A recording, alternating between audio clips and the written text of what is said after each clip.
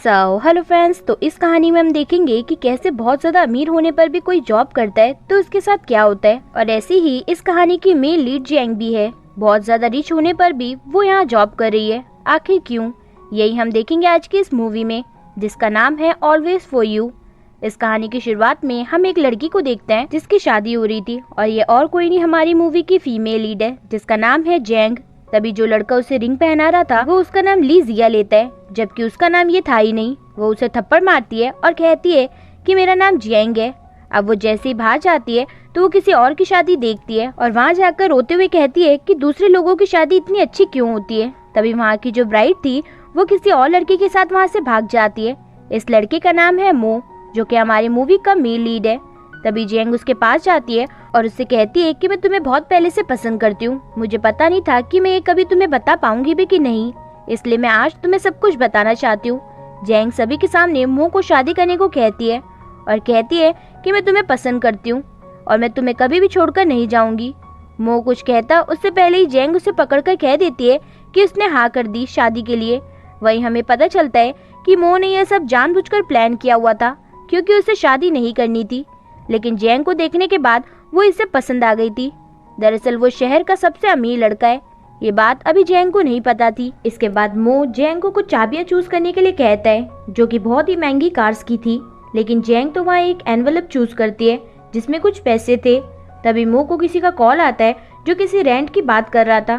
तो जैंग को लगता है कि उसने रेंट पर ये सब किया है। वो पैसे भी वहीं रखकर वहाँ से चली जाती है, जहाँ बाहर उसे एक लड़का मिलता है जो कि उसे पसंद करता था और शादी के लिए कह रहा था। जैंग से कहता है कि वो उसे हाँ नहीं करेगी तो उसे कोई गरीब लड़का ही मिलेगा।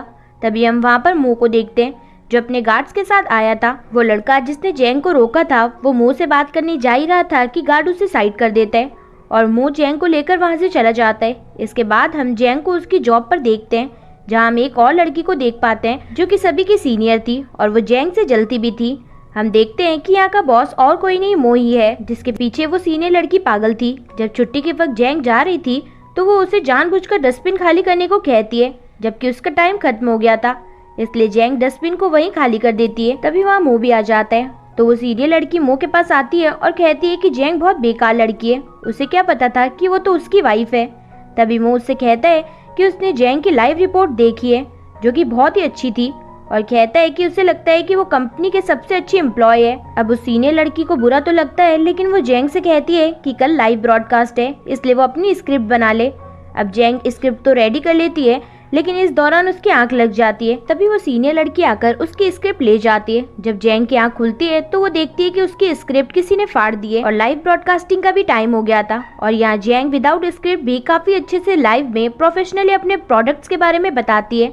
इससे उस सीनियर लड़की को अच्छा नहीं लगता, लेकिन मो को बहुत अच्छा लगता है। इसके बाद जब जैंग बाहर टैक्सी के लिए खड़ी थी तो वहाँ वही लड़की आती है और फिर से जैंग को उल्टा सीधा बोलने लगती है।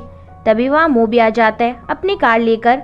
वो जैंग को लेने आया था, लेकिन वो सीनियर लड़की उसके चिपकने लगती है। तो वो उसे दूर करके बताता है कि जैंग उसकी वाइफ है। इस बार जैंग उस लड़की के पास आती है जो उसे बुली करती थी, लेकिन यहाँ भी वो लड़की नहीं रुकती और खुद को ही थप्पड़ मारकर कहती है कि उसे जैंग ने मारा है और सबके सामने जैंग को बुरा बना देती है। तभी वहाँ मो आता है तो वो उससे कहती है कि जैंग ने उसे मारा, और वो तो ये भी कह देती है कि वो उसे स्कूल टाइम से बुली करती हुई आ रही है।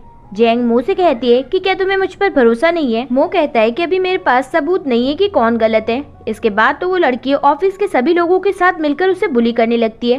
तभी वहाँ मो आता है और सभी से कहता है कि जैंग की कोई गलती नहीं है। ये देखकर तो वो लड़की सबूत दिखाने को कहती है।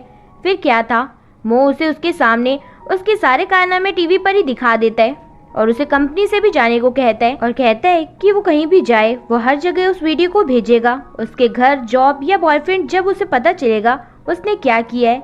अब इसके बाद घर पर मो जैंग से कहता है कि उसे रिलेटिव के यहाँ जाना होगा तो वो रोल्स रॉय लेकर जा सकती है, लेकिन जैंग उसे कहती है कि उसे दिखावा करना पसंद नहीं है। इसके बाद हम जैंग को उसके रिलेटिव के साथ देखते हैं, जहाँ हम देख पाते हैं कि वो बहुत ही अमीर थे, इसलिए जैंग और उसकी मॉम के साथ वो अच्छे से बिहेव नहीं करते क्योंकि वो गरीब लग रहे थे। इसके बाद सभी खाने के लिए बैठते हैं तो यहाँ भी उसकी रिलेटिव्स उसका मजाक उड़ाना बंद नहीं करती और अपने खाने और वाइन का प्राइस बताने लगती है जो कि लाखों में था। यहाँ बातों ही बातों में जैंग अपने प्रोडक्ट भी उस लेडी को दिखा देती है क्योंकि उसे फर्क नहीं पड़ता, उसे तो बस अपना बिजनेस करना था। इसके बाद तो वो लेडी जबरदस्ती जैंग को ड्रिंक करने को कहती है और जैंग मना कर रही थी तो ड्रिंक उस लेडी के ऊपर गिर जाती है। अब वो लेडी जैंग को झुककर माफी मांगने को कहती है।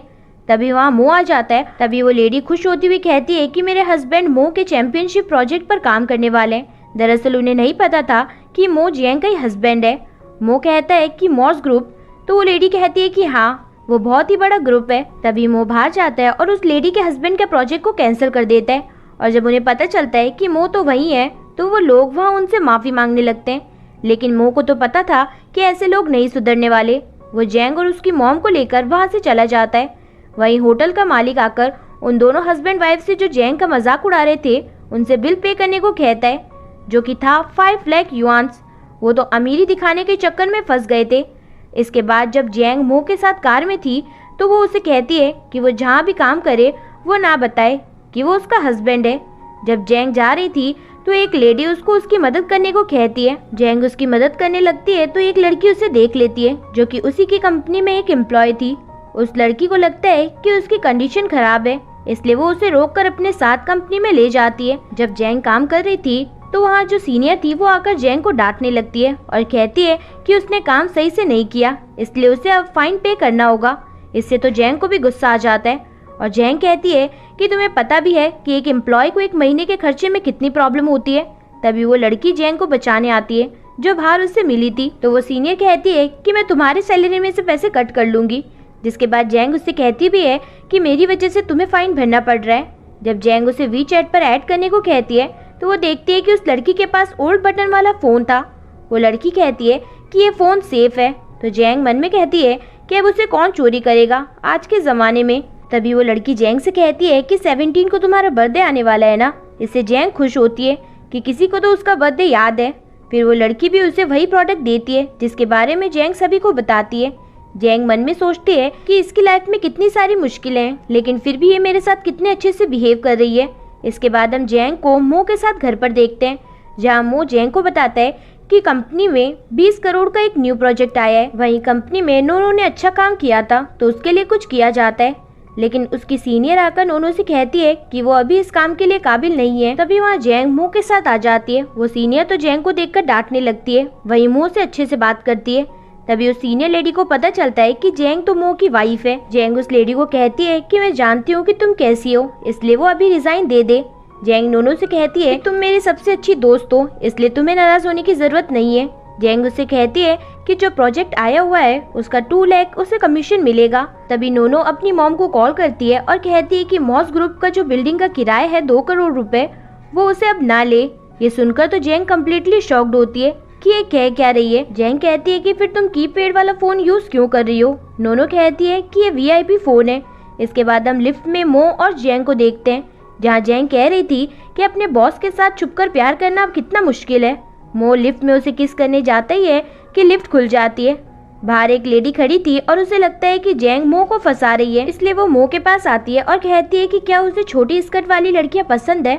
मो कहता है कि नहीं, और ये भी कहता है कि कंपनी में ऐसे कपड़े पहनकर आना मना है। वो लेडी जैंग को जाकर कहती है कि कल सभी को मिनी स्कर्ट में आना है। जैंग ऐसे ही करती है। जब मो उसे देखता है तो अपने ऑफिस में बुलाता है। ये वो लेडी भी देख रही थी। मो जैंग से कहता है कि तुम बाकी दिनों से अलग और अच्छी लग रही हो। मो उसके करीब जाता ही है कि वहाँ वो लेडी आ जाती है। उसकी वजह से मो के हाथ में चोट भी लग जाती है। दरअसल उस लेडी को लग रहा था कि मो उसे डांट रहा था। तभी मो उसे बाहर जाने को कहता है और उसका बोनस भी कट कर देता है। बाहर जाकर वो लेडी कहती है कि मुझे कुछ और करना होगा। इसके बाद वो जैंग को एक पेंटिंग लाने को कहती है जिसकी कीमत 10 मिलियन थी। जैंग उसे लेकर जब जा रही थी तो रास्ते में एक लड़का उसकी गाड़ी के आगे आकर नाटक करने लगता है और तभी गाड़ी में से वो लेडी उस पेंटिंग को चुरा लेती है। हम ऑफिस का सीन देखते हैं, जहाँ वो जैंग से कह रही थी कि वो इतना खराब काम कैसे कर सकती है। वो 10 मिलियन की पेंटिंग थी, तुम उसे कैसे खो सकती हो। जब जैंग पुलिस को कॉल करने वाली थी तो वो लेडी उसे रोकती है और कहती है कि वो पेंटिंग मुझे मिल गई है। जैंग कहती है कि वो क्या बातें कर रही है, तो वो लेडी जैंग को धक्का दे देती है। सभी एम्प्लॉयज जैंग के बारे में बुरा कहने लगते हैं कि वो बेकार लड़की है। तभी वहाँ मो आ जाता है और वो लेडी भी नाटक करती है जैसे जैंग ने उसे मारा हो। वो लेडी मो से कहती है कि जैंग ने 10 मिलियन की पेंटिंग चुराई है, इसलिए जैंग को सजा मिलनी चाहिए। मो कहता है कि उसे चोरी करने की जरूरत ही नहीं है, वो कहती है कि क्यों? तो मो कहता है कि एक बार पेंटिंग चेक करो। तो सभी देखते हैं कि उसमें तो मो और जैंग की शादी की फोटो थी। तभी वो लेडी कहती है कि उसे गलतफहमी हुई होगी। तभी जैंग उसे रोकती है और उसे थप्पड़ मारती है क्योंकि उसने उसे धक्का दिया था। इसके बाद हम जैंग को एक दुकान से कुछ खरीदते हुए देखते हैं जहाँ एक ओल्ड मैन भी थे, जिसकी वजह से सभी कह रहे थे कि वो जल्दी करे, इसलिए जैंग उनकी मदद कर देती है। और जब वो जा रही थी तो उसका आई कार्ड वहीं पर गिर जाता है। जॉब पर जाकर जैंग अपनी मैनेजर टैन से मिलती है और एक और इंटर्न का वेट कर रही थी और ये वही ओल्ड मैन था जिसकी जैंग ने मदद की थी। तभी टैन उनके ऊपर भी गुस्सा करने लगती है और कहती है कि उन्हें क्या कोई और काम नहीं है जो अब वो जॉब करने आए हैं। जैंग ओल्ड मैन का साथ देती है तो टैन कहती है कि अगर वो कोई गलती करेगा तो उसका फाइन उसे भरना पड़ेगा। इसके बाद वो ओल्ड मैन आकर जैंग को उसकी मदद करने के लिए शुक्रिया कहता है। वो चाय पी रहे थे कि तभी वहाँ टैन आकर उन्हें काम बता देती है। अब जैंग को जब ट्रांसलेटर की जरूरत थी तो वो काम वो ओल्ड मैन कर देता है। अपना काम पूरा करने के बाद जैंग टैन से कहती है कि किसने कहा कि ओल्ड मैन काम नहीं कर सकते।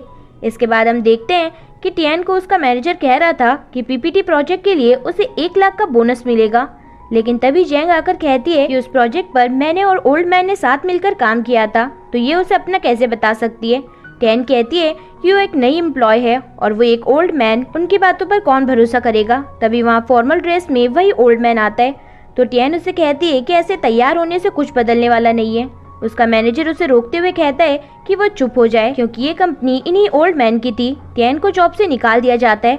बाहर जाते वक्त ओल्ड मैन जैंग से कहते हैं कि मैं तुम्हें एक लड़के से मिलवाता हूँ। जैंग कहती है कि मेरी शादी हो रखी है। तभी वहाँ पर मो आता है और हमें पता चलता है कि वो तो मो के ग्रैंडपा थे। इसके बाद घर पर मो जैंग से कहता है कि मैंने तुम्हारे लिए 100 की कार ली है। जैंग कहती है कि मैं छोटी बच्ची नहीं हूँ जो 100 रुपए की कार चलाऊंगी, लेकिन मो तो 1 मिलियन की बात कर रहा था। अब हम जैंग को कार के शोरूम में देखते हैं जहाँ उसके पास एक लड़का और एक लड़की आते हैं। दरअसल इसी लड़के से जैंग की शादी होने वाली थी। वो लड़का कहता है कि तुम इतनी गरीब हो गई कि कार बेचने आई हो। जैंग कहती है कि मैं कार खरीदने आई हूँ। तभी उस लड़के के साथ जो लड़की थी वो कहती है कि पहले तुम अपनी शक्ल तो देख लो और फिर सोचना इस कार के बारे में, क्योंकि वो कार बहुत महंगी थी। वो लड़का कहता है कि अब तो मुझे वही कार खरीदनी है, अगर उसने नहीं दी तो वो उस पर केस करेगा। जैंग उस लड़की से कहती है कि वो उस लड़के को छोड़ दे वरना उसकी जिंदगी भी खराब हो जाएगी। यहाँ वो बंदा जैंग से चाबी ले लेता है, जिसके बाद उसकी मो से मीटिंग थी। वो लड़का वही कार की चाबी जो उसने जैंग से ले ली थी वही मो को दे देता है। मो जब ये देखता है तो उसे समझ नहीं आता और जब वहाँ जैंग रेडी होकर आती है तो वो दोनों लड़का और लड़की कम्प्लीटली शॉक्ड होते हैं। यहाँ जैंग कहती है कि वो इस लड़के को जानती है, कैसे वो उसके सारे पैसे खर्च कर देता था, धोखा दिया और आज कार भी ले ली।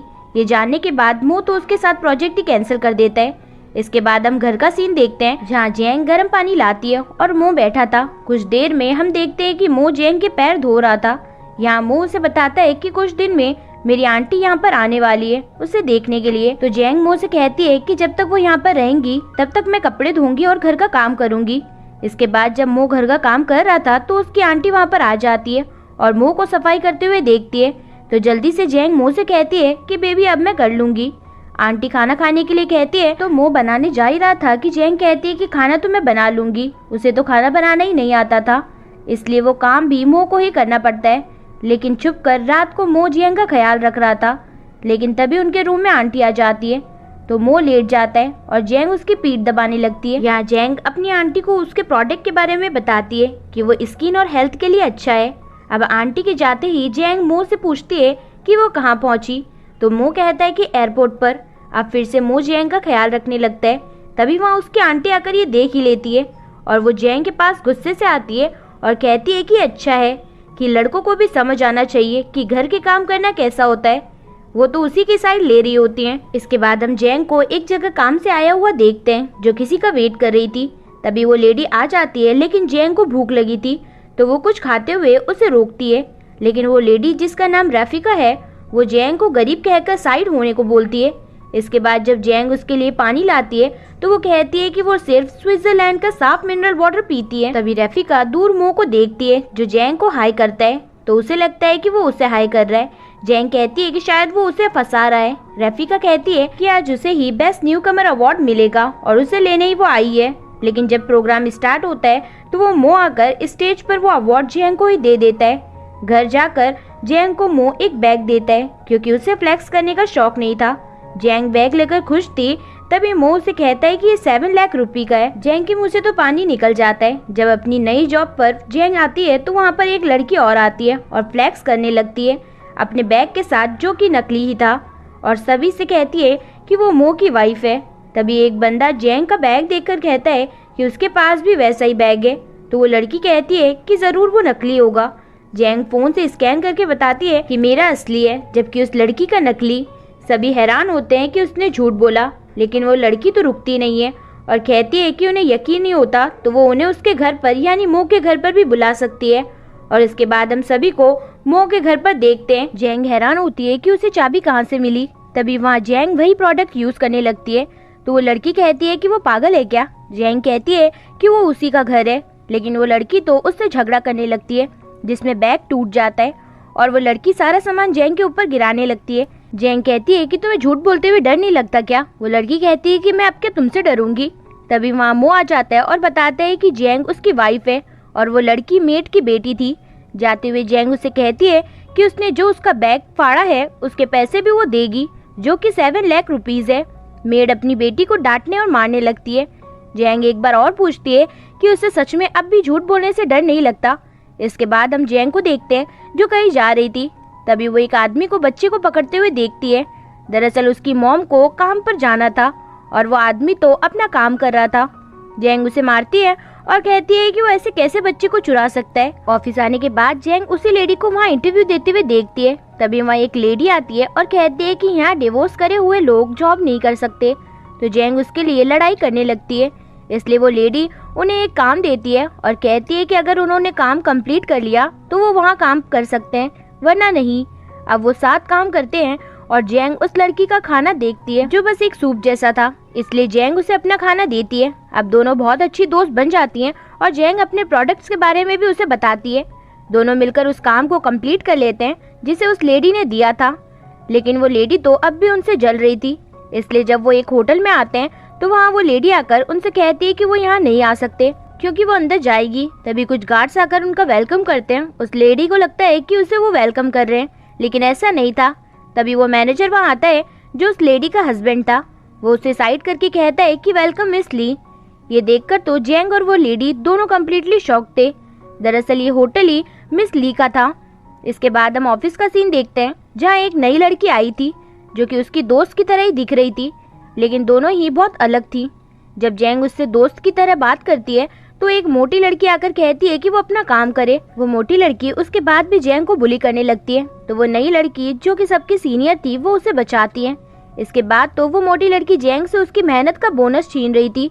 तभी उनकी बॉस वही लड़की वहाँ आती है और उस मोटी लड़की को कंपनी से जाने को कहती है। और यहाँ जेंग को पता चलता है कि ये उसी की दोस्त लिली है जो उसे बस परेशान कर रही थी। इसके बाद हम जेंग को मो की मॉम के साथ देखते हैं जहाँ दोनों की नहीं बन रही थी, लेकिन जब वो चाय पीते हैं तो एक साथ कहते हैं कि अच्छी है। जब दोनों जा रहे थे तो रास्ते में वो एक चोर को भी पकड़ते हैं। दरअसल दोनों एक जैसे ही थे, इसलिए थोड़ी बहुत बात करने लगते हैं। मॉम की कमर में दर्द होता है तो जेंग उन्हें घर ले जाती है, जहाँ एक लड़की आ जाती है जो मो से बचपन की बातें करने लगती है, लेकिन उसे उस तरह मो से चिपकता देख मॉम उसे जाने को कहती है क्योंकि अब वो जेंग को पसंद करने लगी थी। इसके बाद जेंग मॉम के गले लग जाती है। इसके बाद हम कुछ समय बाद का टाइम देखते हैं जहाँ अब जेंग सक्सेसफुल हो चुकी थी। कार से उतरते वक्त वो अपनी दोस्त को देखती है जो बाईसाइकिल लगा रही थी, इसलिए जेंग नॉर्मली बनकर उससे मिलती है। इसके बाद जेंग उसे होटल में ले आती है। दरअसल बहुत पहले उन्होंने एक दूसरे से कहा था कि वो इतने टाइम में बॉस बन जाएंगी। जब जेंग ऑर्डर देती है तो ये जो उसकी दोस्त थी वो कहती है कि उसे इतनी सारी डिशेस का नाम कैसे पता। वो कहती है कि वो वेटर का काम करती थी। इसके बाद जेंग उसे भी अपना प्रोडक्ट गिफ्ट में देती है। जेंग वहाँ रेस्टोरेंट में एक लेडी के पास जाकर कहती है कि वो उसकी दोस्त से कहे कि वो जब भी आएगी उसे डिस्काउंट मिलेगा। तभी वो लेडी बताती है कि किसी ने पेमेंट पहले ही कर दी है। उसकी दोस्त भी जल्दी से वहाँ से चली जाती है। अब हम जेंग को देखते हैं जो मीटिंग के लिए किसी के पास आई थी और जेंग देखती है कि उसकी मीटिंग किसी और के साथ नहीं बल्कि उसकी दोस्त के साथ ही थी।